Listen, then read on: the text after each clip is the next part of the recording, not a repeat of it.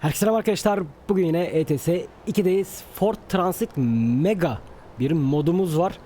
Aracı birden fazla seçenekte kullanabiliyorsunuz. Ben bugün çekici olarak şöyle kurtarıcı olarak hatta kullanacağım. Ama farklı bir sürü seçeneği var.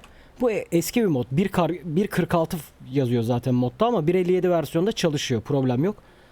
1.57 versiyona göre uyumlu hale getirmişler. Hatta şöyle göstereyim. Global Design'ın modu ETS2 LT sitesinde buldum ben bunu. Şuradan çekici galerilerine gelelim. Mod bayisine. Geldiğimiz zaman bakın burada. Bir sürü seçeneği var abi. Ford Custom 2021 diyor mesela. Şöyle bir model yapmışlar. Panel van yapmışlar. Ford Transit 2021 panel van. E-Transit yapmışlar mesela. Kamyonet yapmışlar. Şu şekilde kasalı. Burada aynı şekilde arka çift kabinli bir kamyonet yapmışlar. Bir tane daha panel van yapmışlar. 2014 model yapmışlar. Bir de kendi içerisinde de aynı şekilde çekici haline falan da getirebiliyorsunuz. Yani bayağı bir mega mod şeklinde bir araç modu olmuş. Emeği geçenlerin ellerine. Kollarına sağlık. Biz şöyle kurtarıcı olarak bugün kullanacağız. Arkasına ben Honda Civic koydum. Hyundai miydi? Yok pardon, Ford Focus da konabiliyor arkasına. Yanlış hatırlamıyorsam Ford Focus'tu. Arkasına iki farklı araç seçeneği var. Onlardan birisini koyabiliyorsunuz. Ben böyle Civic ekledim. Yine karlı havadayız. Ancak kar yağmayacak bugün. Çünkü aracın camlarında kar düzgün bir şekilde durmuyor. Yarısında kar var, yarısında kar yok. Silecek çalıştığı zaman çok küçük bir alana etki ediyor falan. O yüzden kar yağdırmıyorum. O konuda bir hatası var. Yani yağmur yağsa bile o şekilde gözükür. Sadece karda değil, yağmurda da eminim o şekilde gözükür. Onda bir hata var. Bu şekilde kullanıyor olacağız. Rotamız bugün biraz uzun, 477 kilometre gösteriyor. Onu da şu yüzden şöyle seçtim.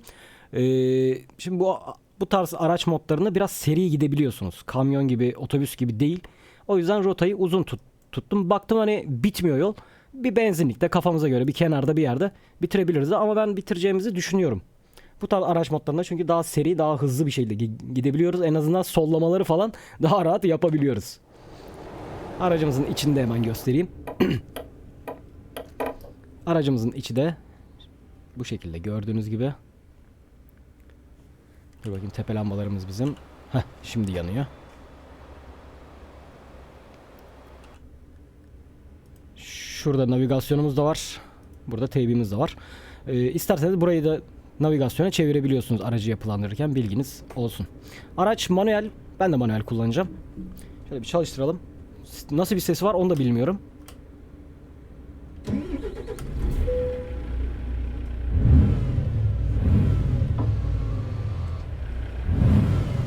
Yani böyle de bir sesi var. Güzelmiş.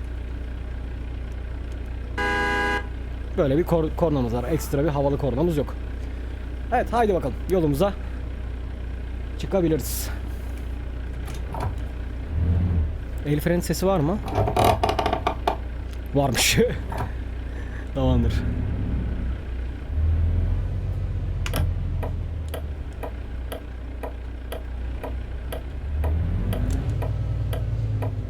Şuradan çıkalım.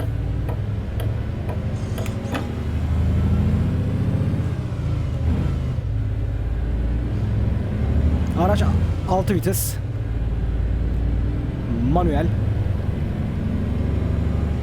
Navigasyona orada alışık değiliz, inşallah rahat bir şekilde yolu karıştırmadan kullanabiliriz. Hep gözüm sağ tarafa gidiyor çünkü.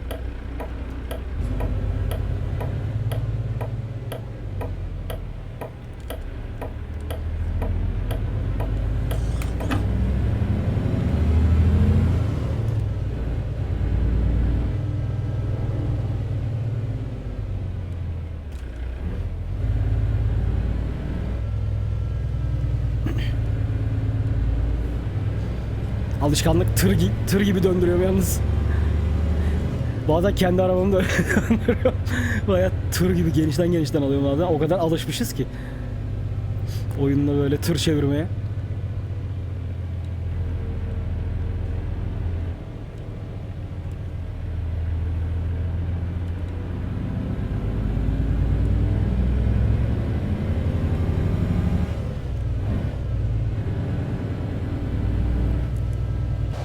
kameradan. Çok geri gelemiyoruz. Bu kadar geri gelebiliyor kamera.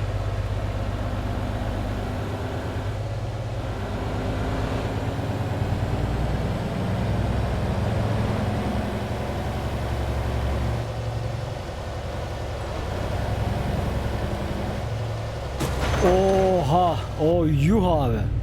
Şu oyunun otobüsleri var ya, harikalar yaratıyor yani. Harbiden oyunun otobüsleri harikalar yaratıyor. Mükemmel.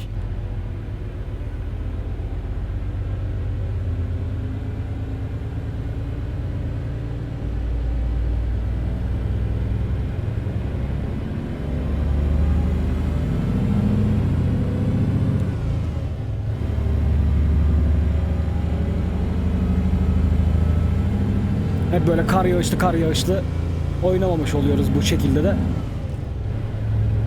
Biraz da yine karlı ama yağış yok hiç değilse.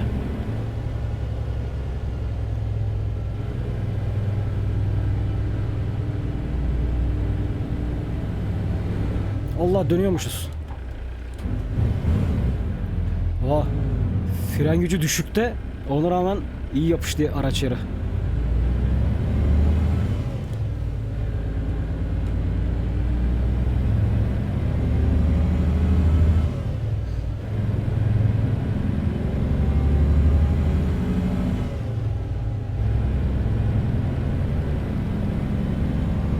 Geçiririm miyim ben seni oradan? Kalırsın öyle. Tır değil bu.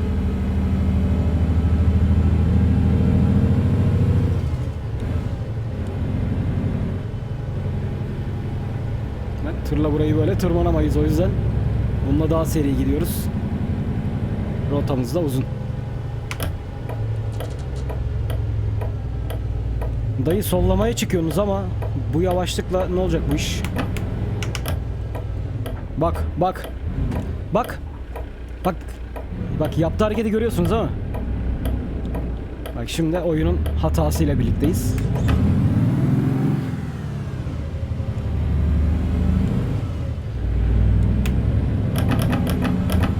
Bizim sinyal patates oldu yine.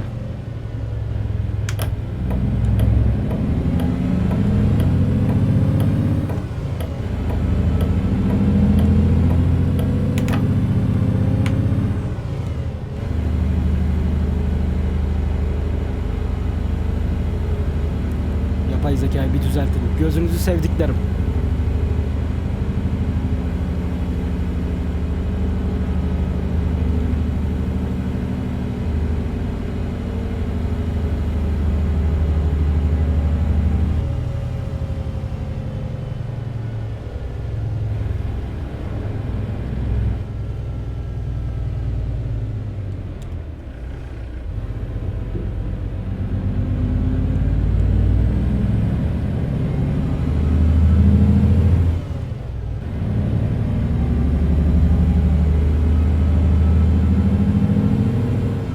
Eski bir mod ama güzel.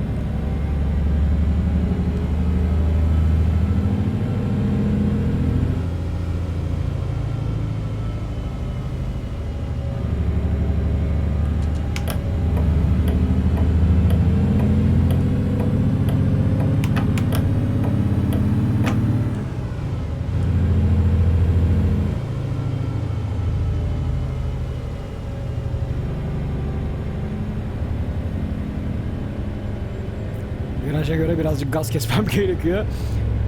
Şimdi bu tarz araç modlarında çok böyle birden başına alıp gidebiliyor. Ama bak bunun da şey sıkıntısı yok.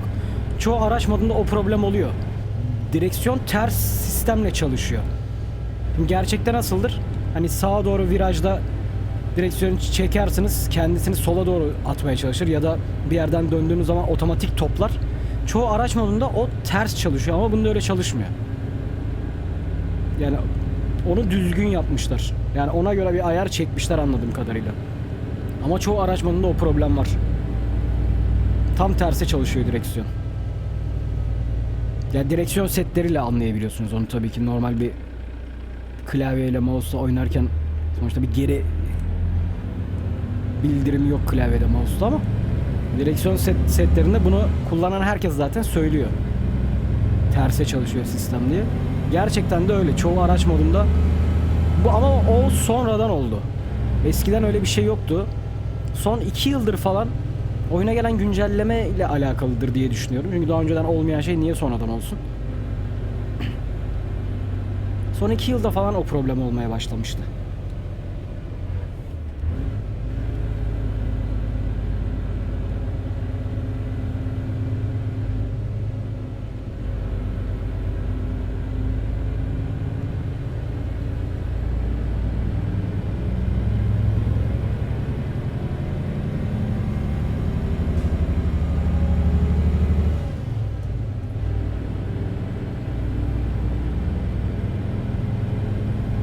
Haydi bakalım bastır dayı.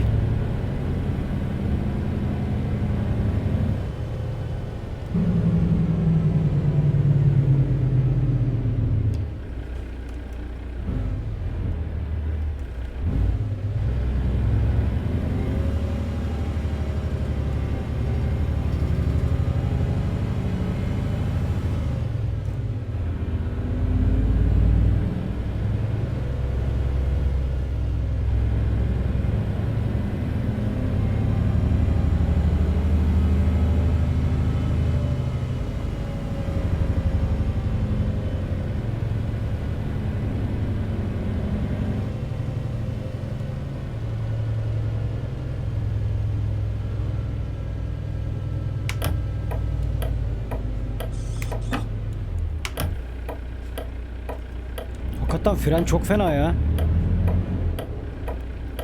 Zınk diye oturuyor araç yere.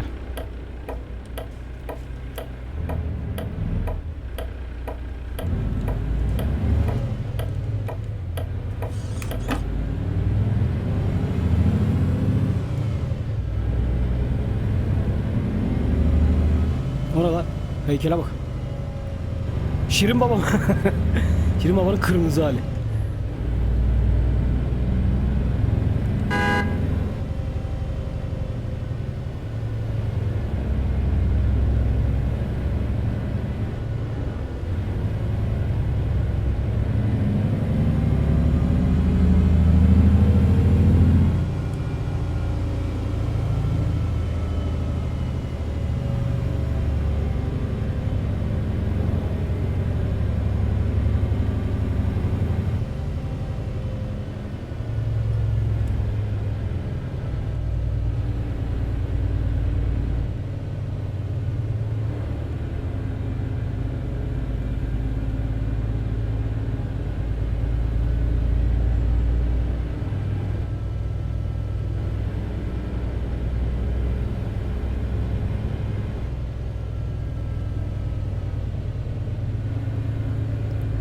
Kar modunda da hava çok çabuk kararıyor.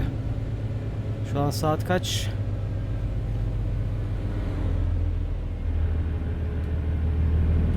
Saat 15:10.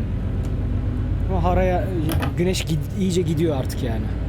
Tam kararma moduna geçti.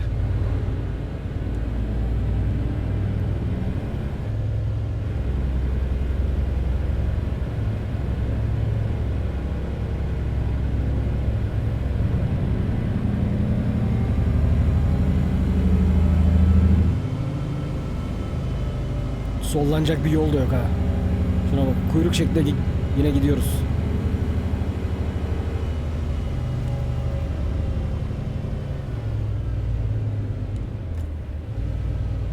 Ama çok demir yolu varmış ya burada.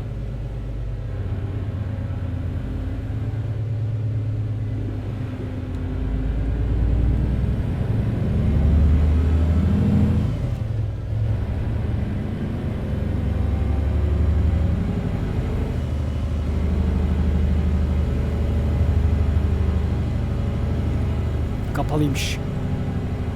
Yani yandan geçerken açık gibi gözüküyor da.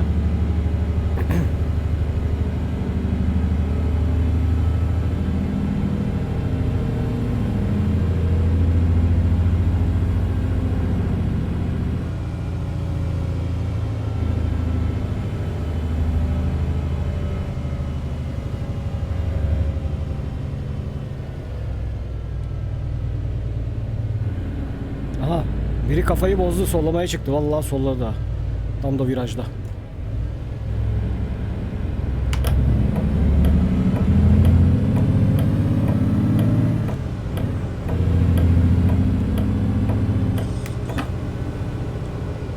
Evet.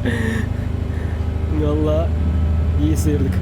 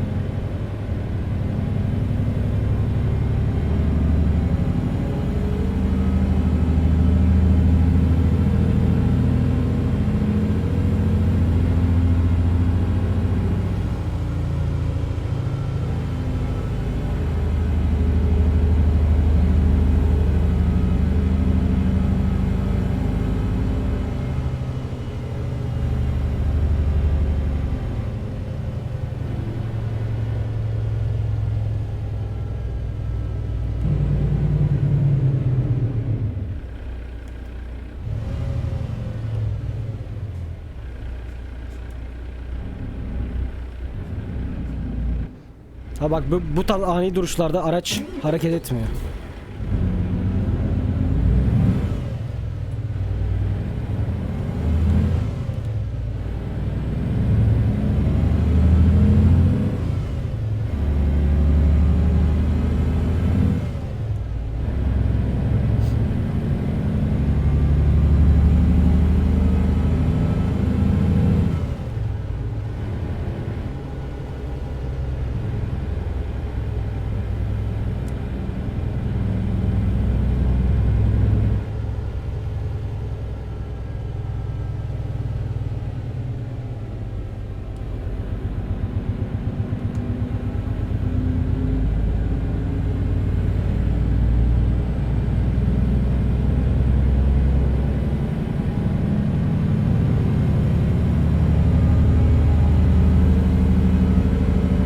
Boşluk oldu mu yapıştıracaksın.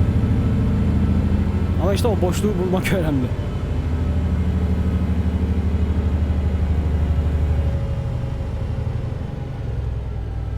Bir de sürekli viraj, sürekli viraj. Ve yol ayrımı çok fazla.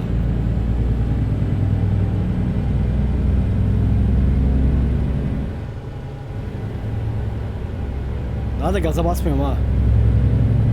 Yani bassam araç iyice fırlayacak, gidecek. Ama şey olmuyor zaten. Öyle bir alanımız olmuyor ki, baksana.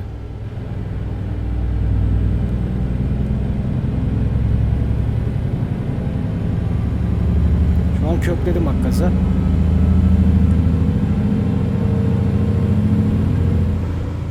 viraj. Bak bak.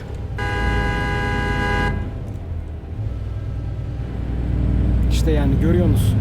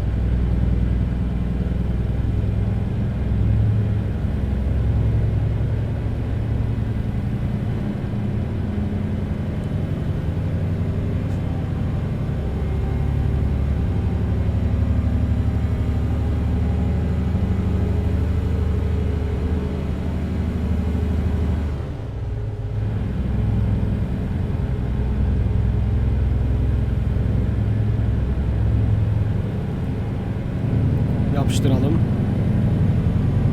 dedim. Önümüze çıkanlara bakın.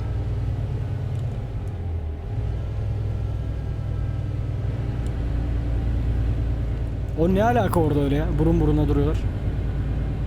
Kesin sollamaya çıktı, burun buruna kaldılar orada.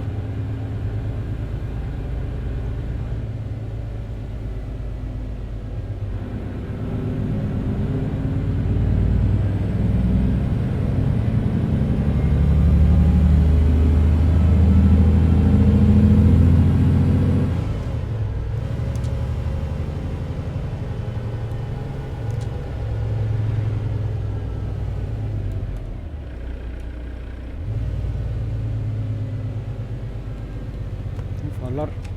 Hah, ben de diyorum niye yanmıyor?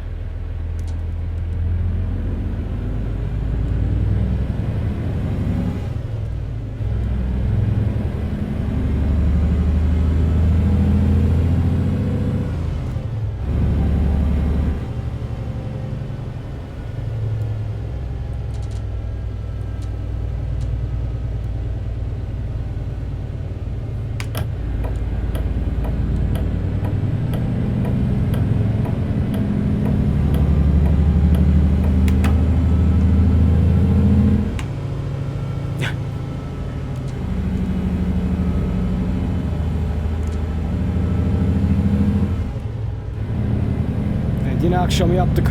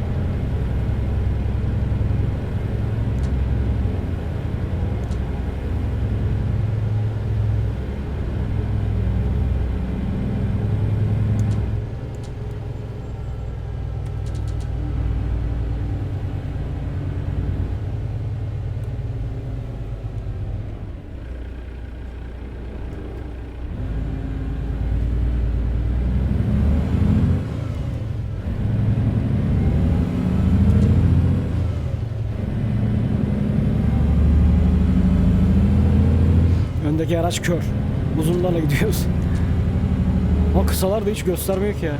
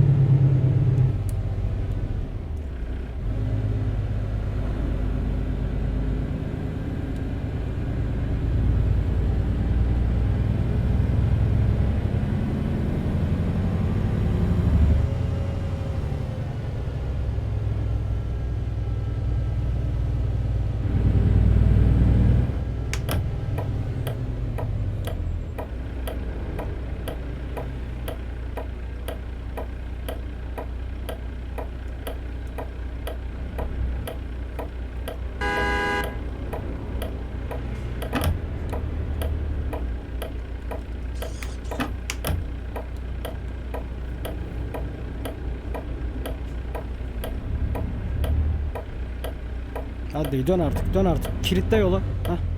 Sen dön ki biz de dönebilelim.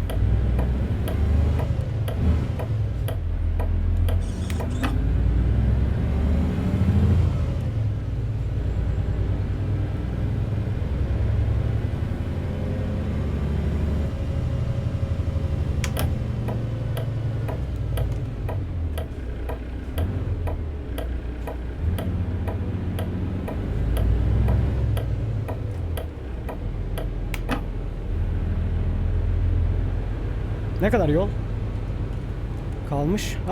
Bayağı gelmişiz dedim ya. Geliriz diyordum yani 33 kilometremiz kalmış. Güzel. Tabii ilerleyebilirsek. Allah! Ben öndekine, arkadaki bana.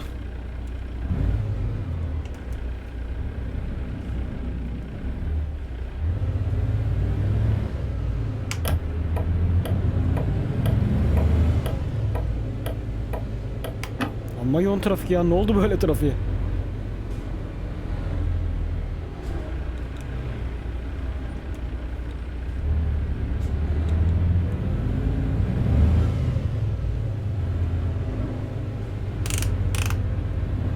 Retarder diye bir şey yok tabii ki.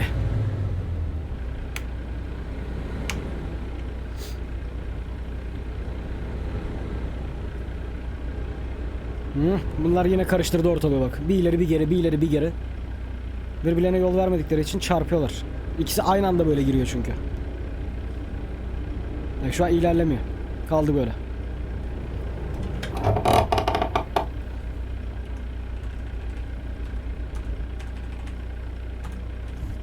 Tamam, sıfırlayacağız, yapacak bir şey yok. Bak yine gitmiyor araç. Heh.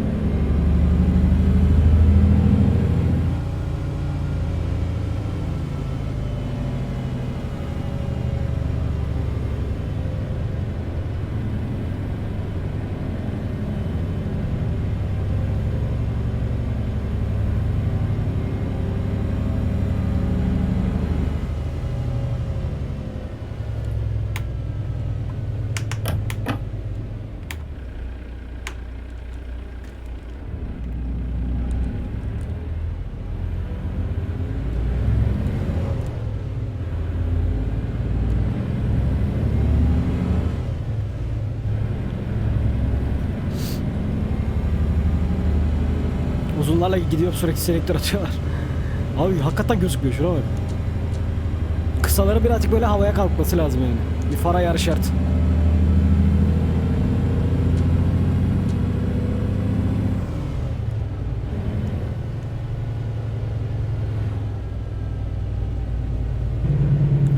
Östersund keşfedildi. Hadi bakalım.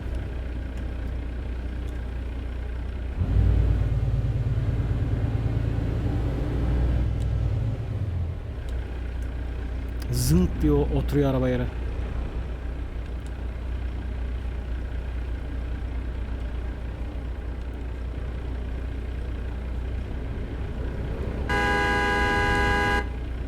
Hadi be dayı, hadi be dayı, çıkart artık şu kafanı gözünü.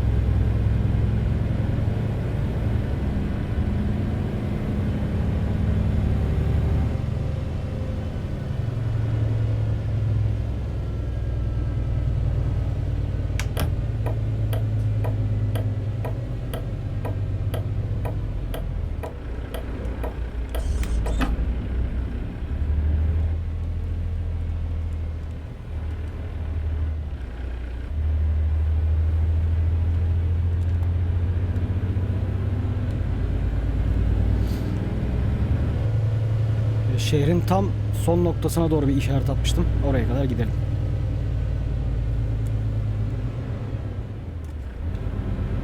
Allah, oğlum göbek varmış ya burada. Bayağı fark etmedim ya.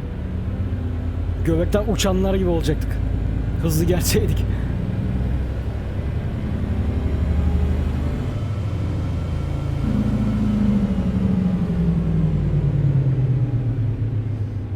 Oh, motor freniyle iyi durduk valla.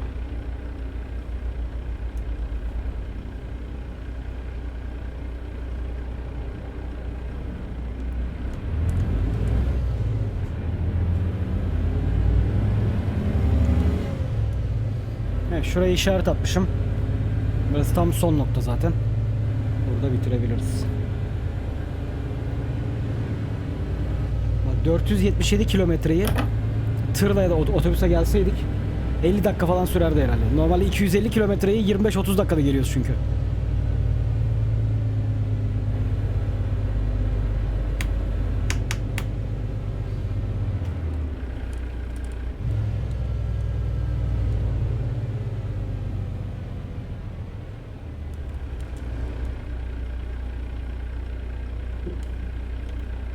Evet, şöyle. Allah, dorsa varmış. Orası rahat olur demiştim ama. Bakayım. Ha, şuraya çekelim ya. Şöyle dönelim.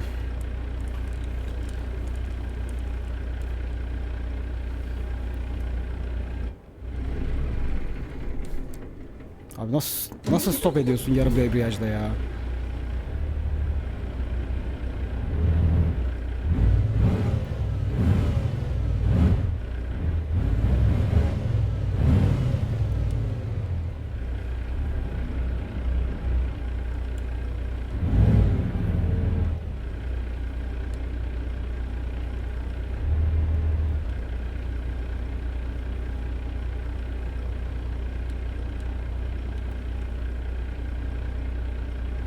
Şöyle kalalım ya, sıkıntı yok. Oh. El freni çok iyi.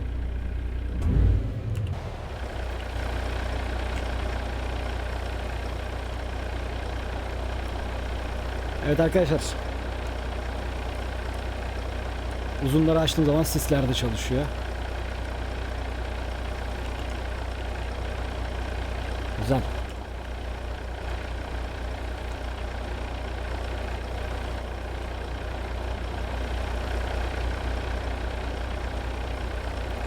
Bence güzel bir araç modu ya. Eski sürüm de olsa bence güzel. Gayet iyi. Keyifli. Farklı bir sesi de var. Hani standart alıştığımız o oyundaki Skoda sesi yok. Farklı bir sesi de var. Güzel. Zaten mod klasörün içerisinden sesler falan da çıkıyor. 4 tane mi 5 tane mi ne mod çıkıyor içerisinden. Hepsini aktif ediyorsunuz. Bu şekilde geliyor yani karşınıza.